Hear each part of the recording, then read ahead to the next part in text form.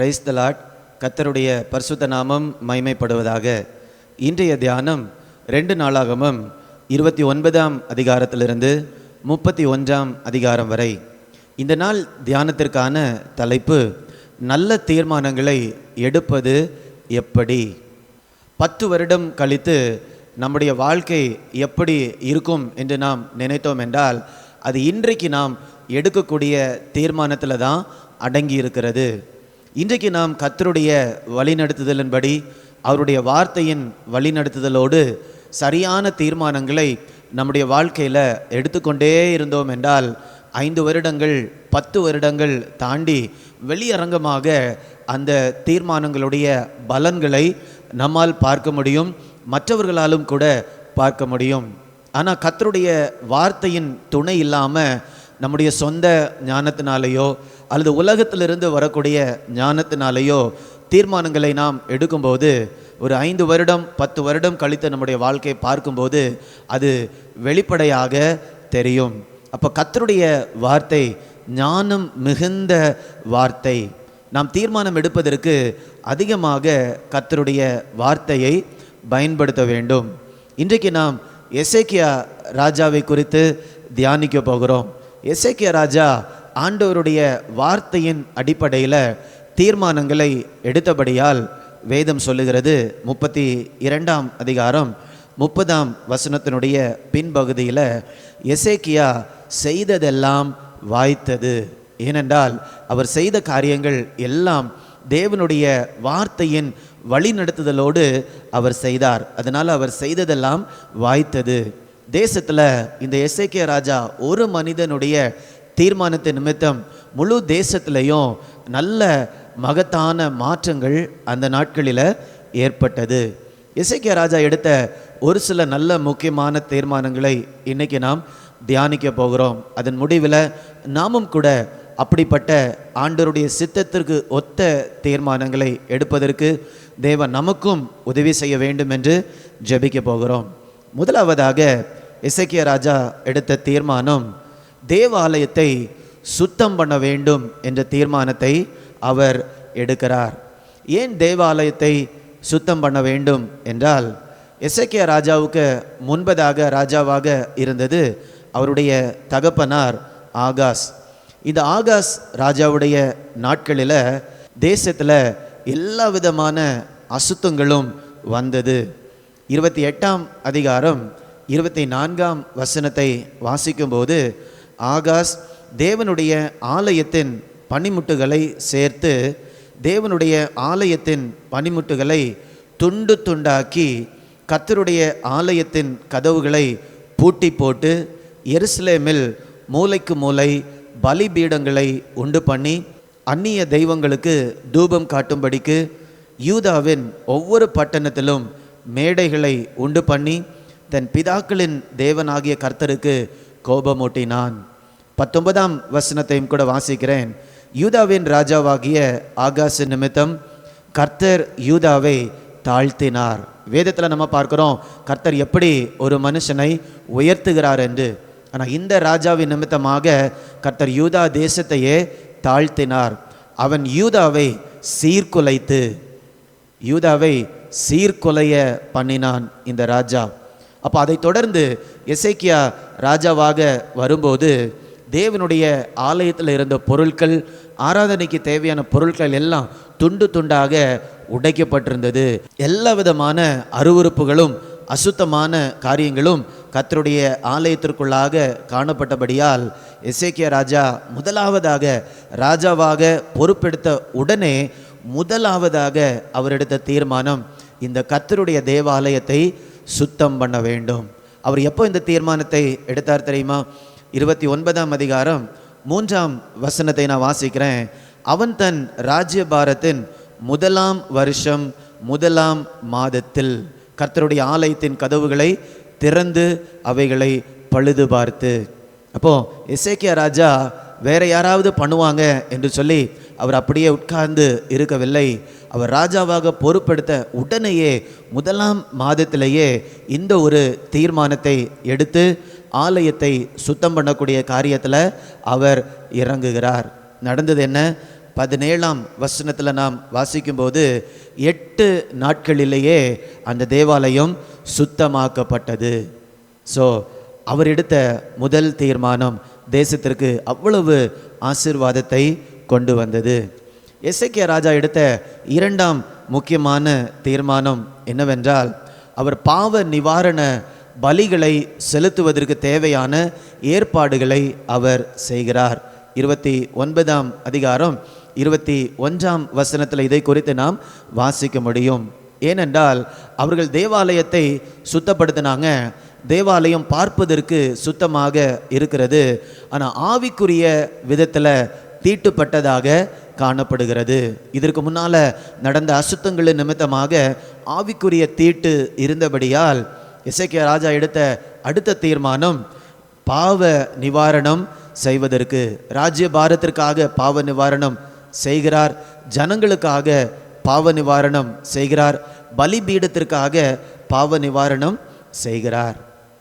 மூன்றாவதாக எசேக்கியா ராஜா எடுத்த முக்கியமான தீர்மானம் என்னவென்றால் 30ஆம் அதிகாரம் 1ஆம் வசனத்தில், அதன் பின்பு இஸ்ரவேலின் தேவனாகிய கர்த்தருக்கு பஸ்காவை ஆசரிக்கும்படி, இந்த பஸ்கா பண்டிகை ஒவ்வொரு வருடமும் கர்த்தருடைய பிள்ளைகள் ஆசரிக்க வேண்டும் என்று தேவன் கட்டளை கொடுத்திருந்தார். ஆனால் இதற்கு முன்பதாக இருந்த ராஜாக்கள் இந்த கட்டளையை அவர்கள் மறந்து போனார்கள். ஆனால் எசேக்கியா ராஜா கர்த்தருடைய வார்த்தையை வைத்து தீர்மானம் பண்ணியிருந்தபடியால், எனக்கு முன்னால் இருந்த ராஜா இந்த காரியங்களை செய்தாரா இல்லையா என்று அவர் பார்க்கவில்லை. கர்த்தருடைய வார்த்தை இதை நாம் செய்ய வேண்டும் என்று சொல்லுகிறது. அதனால முழு தேசத்தையும் அவன் வரவழைத்து, நீங்கள் எல்லாரும் கர்த்தரிடத்தில் திரும்புங்கள் என்று சொல்லி இந்த பஸ்காவை ஆசரிக்கிறார். அதனால் வந்த விளைவு என்ன தெரியுமா? 30ஆம் அதிகாரம் 26ஆம் வசனத்தில், அப்படியே எருசலேமில் மகா சந்தோஷம் உண்டானது.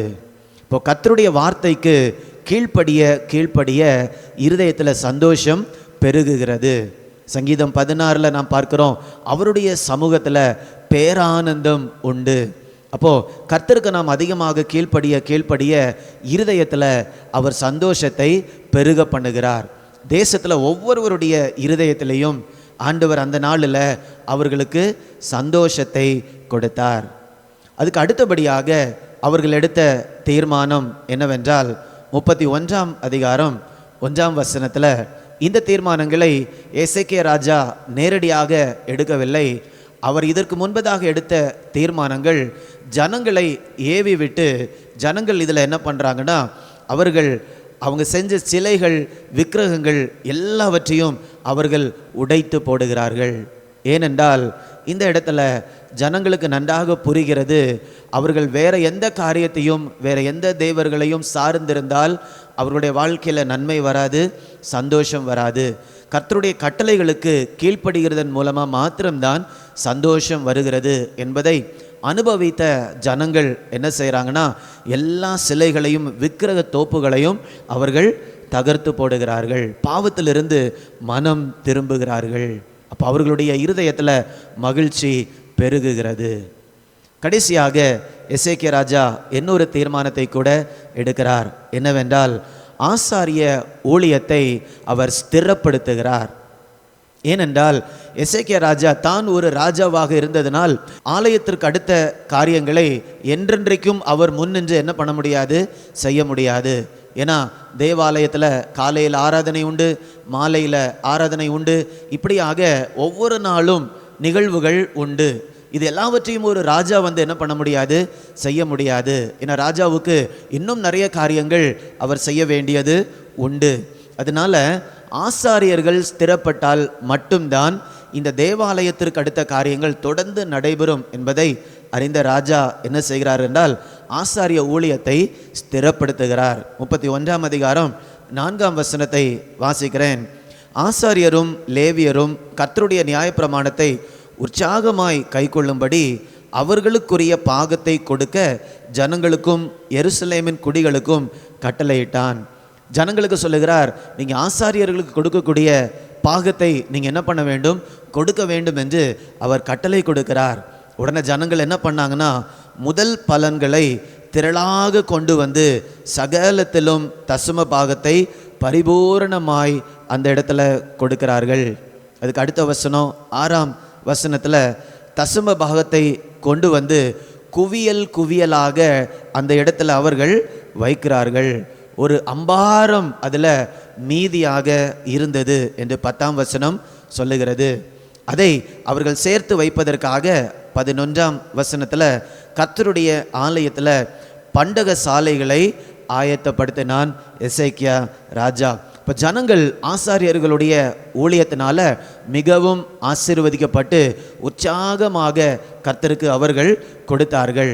மிகவும் மகிழ்ச்சி சந்தோஷம் தேசத்தில் உண்டானது. அவர்களுடைய ஆவிக்குரிய வாழ்க்கை கட்டப்பட்டது. எசேக்கியா ராஜாவுடைய இந்த தீர்மானங்களின் மூலமாக தேசத்து ஜனங்களுடைய ஆவிக்குரிய வாழ்க்கை, உடைந்து கிடந்த ஆவிக்குரிய வாழ்க்கை இந்த இடத்துல கட்டப்படுகிறது. சந்தோஷம் இல்லாத நிலை மாறி ஒவ்வொருவருடைய உள்ளத்திலும் சந்தோஷம் வருகிறது. அதன் பின்பு நடந்த காரியம் என்ன? 32ஆம் அதிகாரம் 1 வசனத்தில் நாம் வாசிக்கிறோம். இந்த காரியங்கள் நடந்தேறின பின்பு, இந்த காரியங்கள் எல்லாம் நடந்த பின்பு, அவர்களுடைய ஆவிக்குரிய வாழ்க்கை ஸ்திரப்பட்ட பின்பு என்ன நடக்கிறது என்றால், அசீரிய ராஜா தேசத்துக்கு விரோதமாக படையெடுத்து வருகிறார். பெரும் திரள் கூட்டமான சேனைகளோடு அவர் கடந்து வருகிறார். எசேக்கியா ராஜாவுக்கு மிரட்டல் கடிதத்தை எழுதி அனுப்புகிறார். அப்போ ராஜா என்ன செய்கிறார் என்றால், அந்த கடிதத்தை அப்படியே தேவனுடைய ஆலயத்தில் எடுத்துக்கொண்டு போய் கர்த்தருக்கு முன்பதாக வைத்து ஜெபிக்கிறார். கர்த்தாவே, இப்படிப்பட்ட பெரும் கூட்டம் எங்களுக்கு விரோதமாக வருகிறது என்று. இப்போ இவர்களுடைய ஆவிக்குரிய வாழ்க்கை கர்த்தருக்கு முன்பதாக கட்டப்பட்டபடியால் அந்த ஜெபத்திற்கு கர்த்தர் உடனடியாக பதில் கொடுக்கிறார். நடந்தது என்ன தெரியுமா?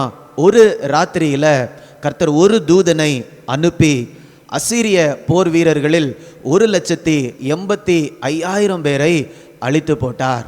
இது அப்படியே ஆண்டவர் உடனடியாக அந்த ஜெபத்திற்கு பதில் கொடுத்தார். அடுத்த நாள் காலையில் பார்க்கும்போது அவர்கள் எல்லாம் அப்படியே மாண்டு போனார்கள். ராஜா திரும்பவுமாக அவனுடைய தேசத்திற்கு திரும்பி போய்விட்டான். இப்போ இந்த இடத்துல அவர்களுடைய ஆவிக்குரிய வாழ்க்கை பலப்படவில்லை என்றால் இந்த இடத்துல அசீரியர்களுடைய கைகளில் அவர்கள் போயிருப்பார்கள். கொஞ்ச நாட்களுக்கு முன்பதாக தான் அசீரியர்கள் வந்து இஸ்ரவேல் தேசத்தை பிடித்து கொண்டு போய்விட்டார்கள்.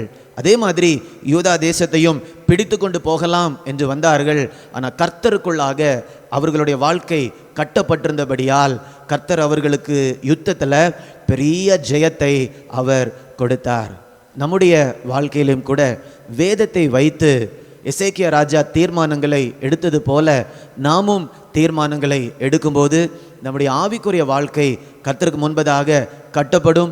ஆவிக்குரிய வாழ்க்கை பலப்படும் போது வேற எந்த பகுதிகளில் பிரச்சனை வந்தாலும், குடும்பம் என்றாலும் சரி, வேலையோ தொழிலோ சமுதாயமோ, வேற எந்த இடத்துல இருந்து பிரச்சனை வந்தாலும் அதை கர்த்தர் இடத்துல கொண்டு போகும்போது கர்த்தர் உடனடியாக பதிலை கொடுத்து பெரிய ஜெயத்தை கொடுக்கிறார்.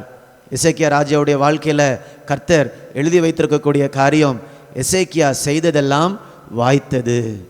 நம்முடைய வாழ்க்கையிலும் கூட நாம் செய்யக்கூடிய காரியங்கள் எல்லாம் வாய்க்க வேண்டும் என்றால் கர்த்தருக்கு முன்னுரிமை கொடுத்து அவருடைய வேதத்தை மையமாக வைத்து நாம் தீர்மானங்களை எடுக்கும்போது கர்த்தர் அவருடைய நாம மகிமைக்காக நம்ம வாழ்க்கையில் ஜெயத்தை கொடுப்பார். அது அவருடைய நாமத்திற்கு இன்னும் மகிமையை கொண்டு வரும்.